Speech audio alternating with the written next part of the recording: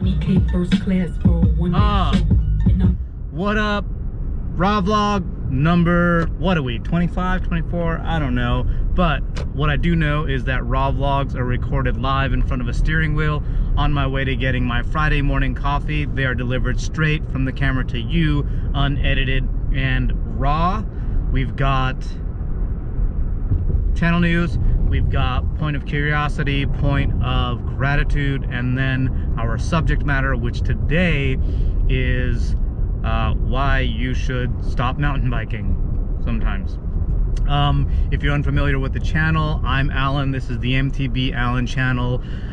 New content every Monday at 5 p.m. That's usually more edited and curated content. This is the raw and unedited access to me, where you get to see me ramble and show my insanity and stuff that I don't know about. So let's jump into channel news.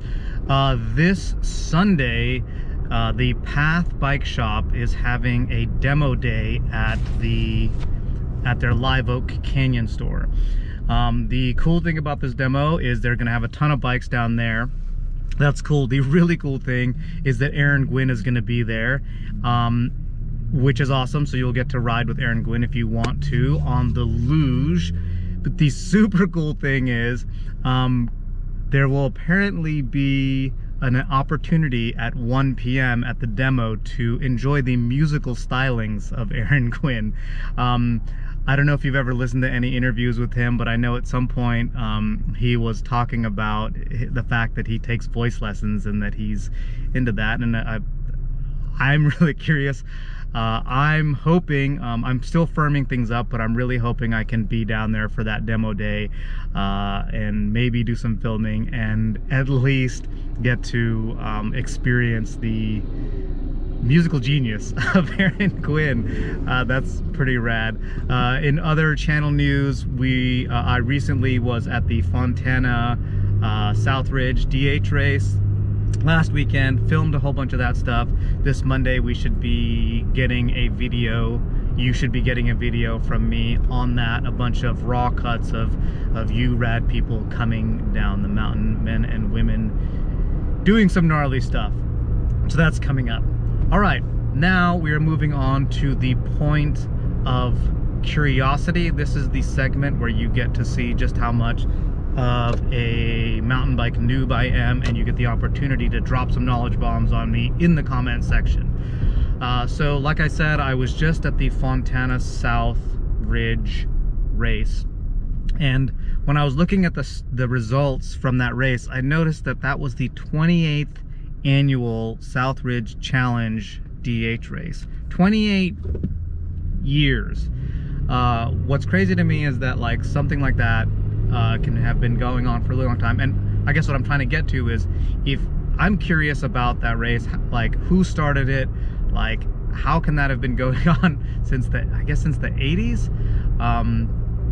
So if you have any information on that, if you know who started it, if you know any backstory on that, any history, I would love to hear about it in the comments. Anybody you think I should contact, just if I want to learn more about it. Cool stuff. I really enjoyed that event because it was just like, it was a tight community. Everybody seemed to know each other. Yeah, so let me know in the comments if you have any information on that. All right, point of gratitude, kind of self-explanatory segment where I talk about what I'm grateful for. And again, this is kind of tied to my experience recently at the Southridge race. So you probably know that I've been injured since August, and a lot of the times when I'm having conversations with just kind of generally people and they hear about the injury and they know that I've just got this jacked up wrist, a lot of the times the response is, oh, that sucks, that's really scary, and then it inevitably turns into like, you should be more careful, or like you can kind of see it in their eyes, you can hear it in their tone of voice that they want really to tell you to like quit doing that crazy stuff you're doing that's getting you hurt. So this brings me to the point of gratitude, which is I'm really grateful for a mountain bike community that has a lot of empathy and understanding for being injured. When I was at the race and other events, I definitely experienced like that empathy. So, you know, you're somebody, like I even had some people would just recognize what the injury was, and they were like, wow, that's a really gnarly injury, and the follow-up was like, you'll get back on it and like stay strong, or just general understanding, and there was never that thing of like, you need to be more careful. If you're part of this community and you've had any kind of injury, you know what I'm talking about. You know that kind of like knowing look. And it was really cool to be around a bunch of people who dug that. And yeah, so I'm really grateful that there's a bunch of people that dig it. Hey, so let's talk about the benefits of stopping mountain biking. Obviously, I've been off the bike due to an injury, haven't been off the bike by choice. But what this has really given me is a lot of appreciation for mountain biking, but also a lot of perspective on mountain biking and what role mountain biking plays in my life. And more largely, that there are other things in my life that are just as important, but that also like make my mountain biking life more important, you know. Yeah, so this time off the bike has kind of, I think, like loosened up my brain a lot about just mountain biking in my life. So I think like when you can get really super involved in a particular community or activity, you can, at least for me, like when I do stuff, I want to do it all the time. I just like go super deep into stuff. And I think when we do that a lot, our brains can kind of become like you know those Incan walls, like thinking like those Incan walls in Peru, where like the stones are like so tightly fit together, like they're just like, they don't need any kind of like mortar or anything. It's just like pure masonry.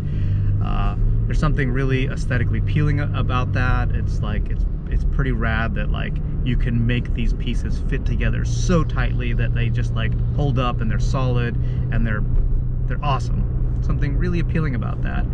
And that can be appealing to us when we think about like any kind of realm of our lives, all these things fitting together really tightly and neatly and perfectly. However, for the brain, for the mind, like, you know, slack is important.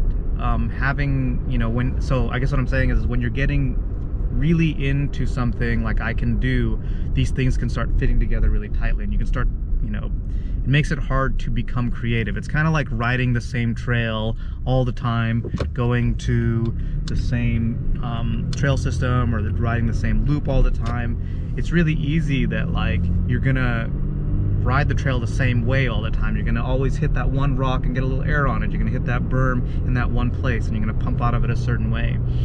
And getting a little bit of distance from it and going and riding other stuff, you know, like maybe you ride a bunch of stuff in Southern California all the time. Maybe if you know, go up to Santa Cruz, or you go to Utah, or you go to these other places and you ride different terrain, you find that you have to adjust to that. And then you come back to what you've been riding regularly, and a lot of times you'll find yourself riding it differently. So taking that, expanding that out to the place of mountain biking in our lives, you know, like shifting gears, and then just kind of letting your brain work on something else and forget about mountain biking for a minute, allows you to kind of come back to it and see it in a different way. And I think for me, what'll happen is I don't want to shift gears, because I have this kind of like this underlying like fear or just kind of discomfort that like if I forget about it, it's gonna like go away.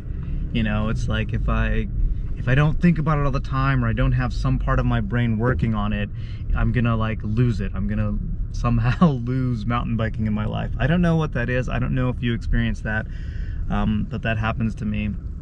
But yeah, so there was something I was gonna say earlier that I kind of forgot, but it's basically that idea of, you know, the patterns are still there, and I know that I'm still connected to the community, and I can still go do other things and still kind of, yeah. See, I feel like this time when I'm parking and I'm going into reverse, I always like lose what it was I was saying. So if I can, let me try to sum this up, that it's good to shift gears. It's good to try other things. You know, like my buddy Chad, he got into BMX, and he would go ride BMX, partly just because of his life situation. It made it a little bit harder for him for a while to ride mountain bikes. So he could also, but he could ride a BMX at a local a BMX park or skate park. And when he would come back to mountain biking, or when we'd go riding, his riding was different. His riding had changed. And I think that can be the same with skateboarding, snowboarding, rock climbing, whatever. So yeah, go do other things, I guess is all I'm trying to say. And oh, that was the thing. I feel like it's easy when you're super involved in a particular community or a particular activity to take it too seriously.